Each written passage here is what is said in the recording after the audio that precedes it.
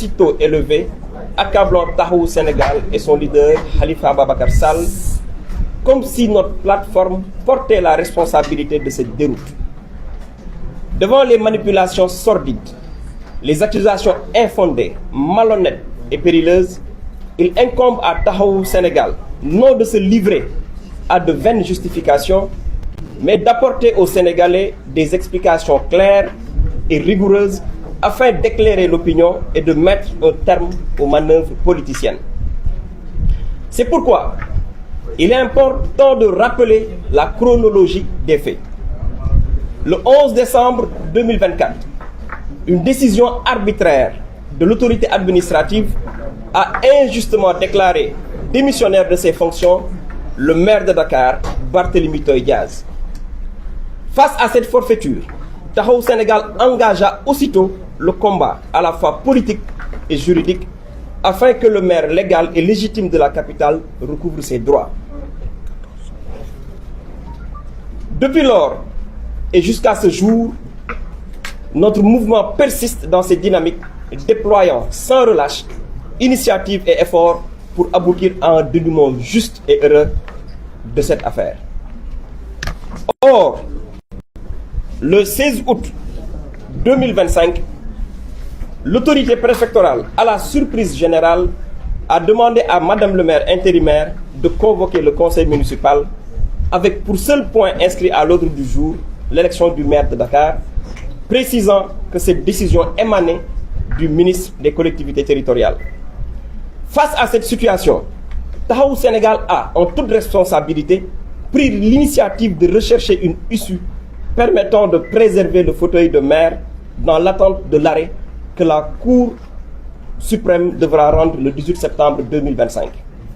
Ainsi, à l'issue de la réunion du bureau municipal fixant le 25 août 2025 la tenue du conseil, il a été également décidé de saisir la Cour suprême d'une requête tendant au sursis à exécution. Parallèlement à cette démarche judiciaire, des consultations politiques furent engagées avec l'ensemble des élus de Taxawu Sénégal, y compris ceux ralliés aujourd'hui au mouvement Sénégal bi ñu bokk, ainsi qu'avec les leaders des deux camps. L'objectif poursuivi était de favoriser l'émergence d'une candidature unique, conformément aux vœux exprimés par nos alliés du FDR et de l'opposition.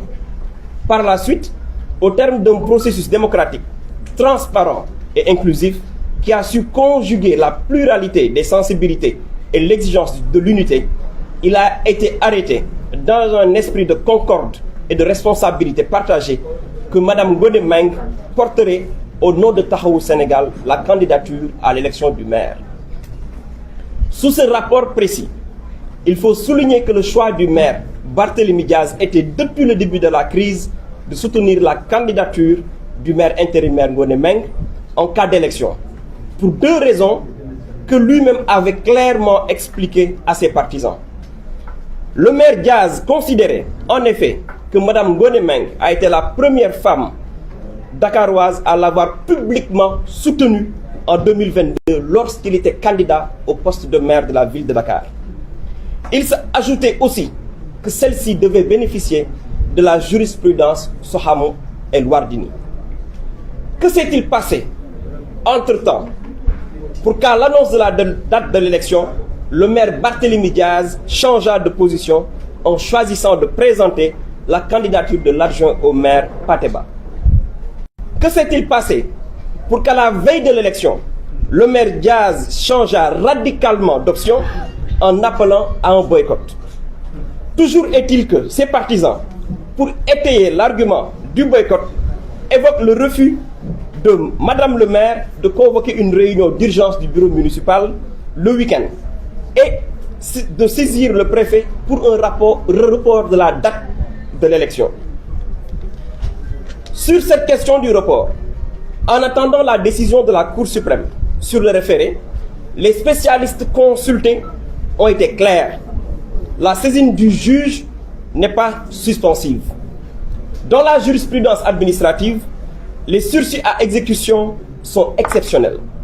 Et en aucune manière, ni Madame le maire, ni le bureau municipal n'ont la prérogative de faire reporter l'élection convoquée, faut-il le rappeler, sur la demande du préfet. Dès lors, notre responsabilité nous interdisait de cautionner un boycott dont l'efficacité judiciaire n'était assortie d'aucune garantie.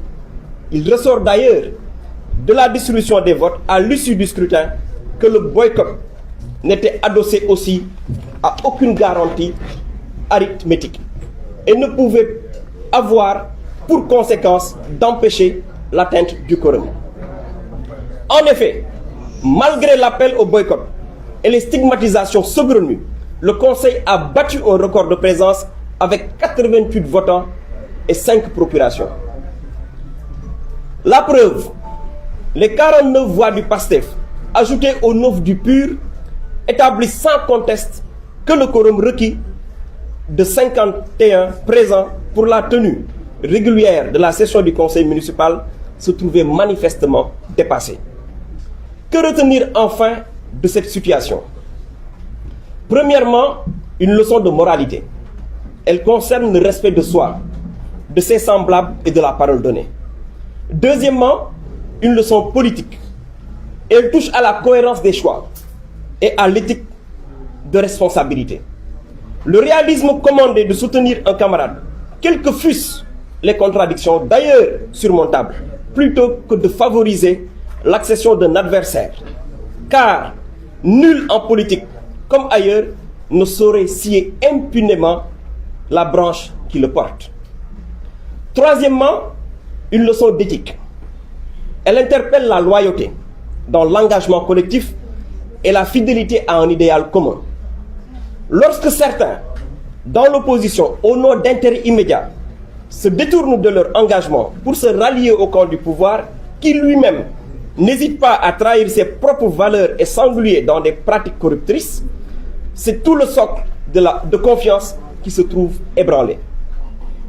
L'implosion de Taxawu Sénégal et de l'opposition au sein du conseil municipal a de surcroît offert au PASTEF l'occasion de faire son marché infamant aux antipodes des valeurs républicaines.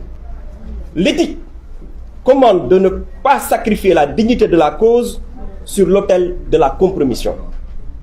Se maintenir debout, c'est refuser de cautionner l'indignité et de préserver contre vents et marées l'honneur de la parole donnée et la noblesse du combat commun. Enfin, Taxawu Sénégal réaffirme son ancrage indéfectible dans l'opposition, la seule posture politique qu'elle connaît depuis sa mise en place. Elle invite les acteurs politiques à plus de retenue, à moins d'émotions et de coups d'éclat. Car si la politique est une guerre, c'est bien une guerre des idées dans la vérité. Merci beaucoup. Madame le maire.